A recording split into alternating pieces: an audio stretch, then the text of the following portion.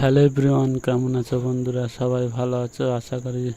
আমিও ভালো আছি। আজকে ঈদের দিনে একটা ব্লগ নিয়ে হাজির হয়ে গিয়েছি আপনাদের সামনে। তো এখন ঈদগাহে যাচ্ছি নামাজ পড়তে। তো সেখানে কত লাখ লাখ মানুষের জমায়েত হয় সেটা আপনাদের দেখাবো। তো সবাই ভিডিওটা দেখতে থাকুন, কেউ স্কিপ করবে। আমরা এখন ঈদের নামাজ পড়ে বাড়ি যাচ্ছি এই মুহূর্তে। তো বন্ধুরা, ঈদের ব্লগ কেমন লাগবে অবশ্যই কমেন্ট করে জানাবেন।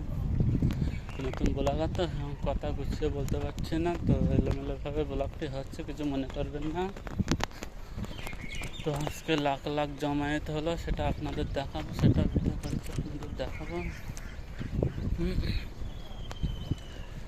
প্রচুর মানুষের জমায়েত আমাদের ঈদগাহের নাম হচ্ছে কারবালা ঈদগাহ ময়দানে। আমরা তো নামাজ পড়ে এখন এই বাড়ির দিকে রওনা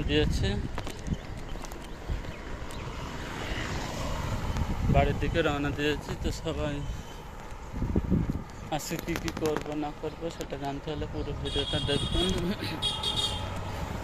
তো এখন এই রাস্তা দিয়ে যাচ্ছি আর আপনাদের সাথে কথা বলছি।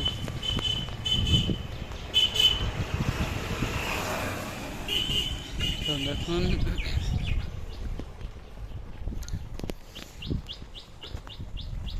তো এই পর্যন্ত থাক, আবার কিছুক্ষণ পরে আবার কথা বলছি।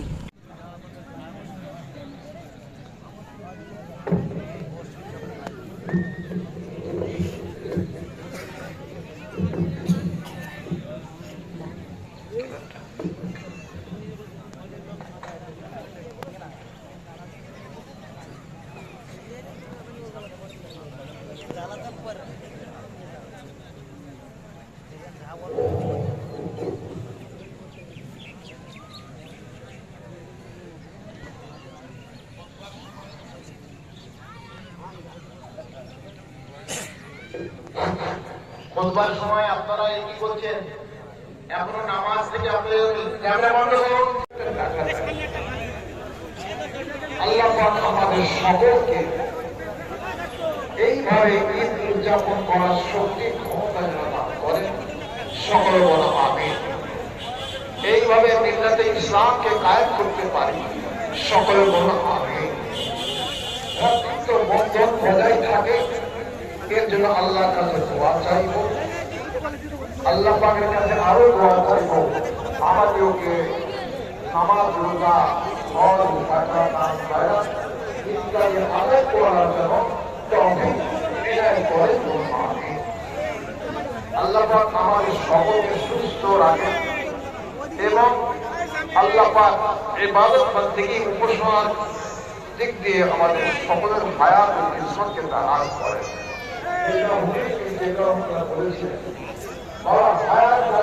জীবন আয়ু বৃদ্ধি হোক, এর জন্য দোয়া চাইতে হবে। আল্লাহ ইবাদত করতে পারি, আল্লাহর পথে খরচ করতে পারি, দিনী মিল্লাতকে কায়েম রাখতে পারি, ভ্রাতৃত্ব বন্ধনকে যেন অটুট থাকে, সেই দেশকে ভালোবাসা রব্বুল ওয়াক্ত মিনাল ঈমান, দেশপ্রেম ঈমানের ইসলামের একটা অঙ্গ, বিশ্বাসের একটা অঙ্গ, এটাও যেন কায়েম থাকে। এই সমস্ত উদ্দেশ্যকে আল্লাহর কাছে হায়াত দাঁড়াতে দোয়া চাওয়া যাবে। আমার ভাই সহোদর কথা হলো যে আনন্দ খুশিকে উদযাপন করতে হবে। এই কথার অর্থ হলো ধীরে ধীরে আসে যে জিনিসটা, সেটা হলো প্রতি বছর এরা এই খুশি ঈদ উল ফিতর, ঈদ উল আযহা, এটা আমাদের খুশি প্রতি বছর ফিরে ফিরে আসে। ঈদের আরেকটা কথা হলো শুক্র কাঠ, একে বলা হয় ঈদের আরেকটা হলো খুশি। পয়গম্বর হুজুরাও ঈদ উদযাপন করেছিলেন। ইব্রাহিম আলাইহিস সালাম নমরুদের আগুন থেকে যখন নাজাত পেলেন, আগুন থেকে ঈদ উদযাপন। হযরত আইয়ুব আলাইহিস সালাম 18 বছর অসুস্থ থাকার পরে যখন সুস্থ হয়ে ঈদ উদযাপন করেছিলেন। হযরত ইউনূস আলাইহিস সালাম মাছের পেট থেকে যখন মুক্তি পেলেন, ঈদ উদযাপন করেছিলেন। হযরত মুসা আলাইহিস সালাম পার হয়ে গেলেন দলবল নিয়ে ঈদ উদযাপন করেছিলেন। আমার নবী পাক সাল্লাল্লাহু আলাইহি ওয়াসাল্লাম রমজানের শেষে ঈদ উদযাপন করেছিলেন। আমার ভাই মুসলমান, আল্লাহ পাক আমাদের সকলকে নেক আশা আমার বলে আল্লাহ করেন এবং এই মাহফিল এর ময়দান যেন কায়েম থাকে, মজবুত থাকে, এর জন্য আল্লাহর কাছে দোয়া চাইবো। আল্লাহ যেন আমাদের দোয়া কবুল করেন। আমিন। আখির দাওয়ানা আলহামদুলিল্লাহি রাব্বিল আলামিন। আসসালামু আলাইকুম।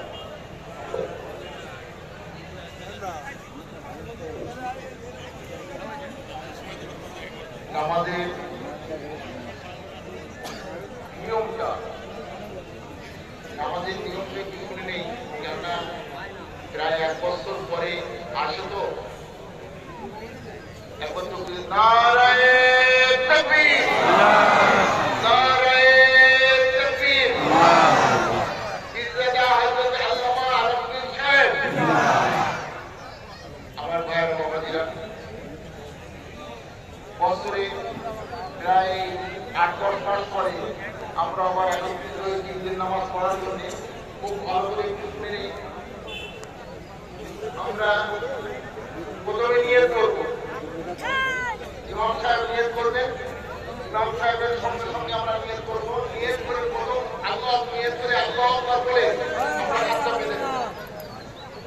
আল্লাহু আকবার বলে তাকবীরে তাহরিমা আমরা হাতটা বেঁধে দেব। হুজুর এই দ্বিতীয়বার কাজ পর্যন্ত হাত তুলে হাতটা ছেড়ে দেব। ইসলামিয়া মাদ্রাসার তরফ থেকে সমস্ত মুসলিম গ্রামের কাছে বিশেষ আবেদন, আপনারা যারা বাড়ির দিকে রওনা হয়েছে সোনপুরহাট ইসলামিয়া মাদ্রাসার এতিম গরিব ছাত্রদের জন্য অবশ্যই কিছু কিছু দিয়ে যাবেন। প্রতিটি মোড়ে সোনপুরহাট ইসলামিয়া মাদ্রাসার ছাত্র ওস্তাদরা বসে আছেন। প্রতিটি মোড়ে, রাস্তার মোড়ে সোনপুরহাট ইসলামিয়া মাদ্রাসার ছাত্র ওস্তাদরা বসে আছেন। এতিম গরিব মিসকিন বাচ্চাদের কথা মনে করে অবশ্যই কিছু তাদেরকে দিয়ে যাবে। দান, খয়রাত, সদকা, ফিতরা অবশ্যই দিয়ে যাবে। যাকাত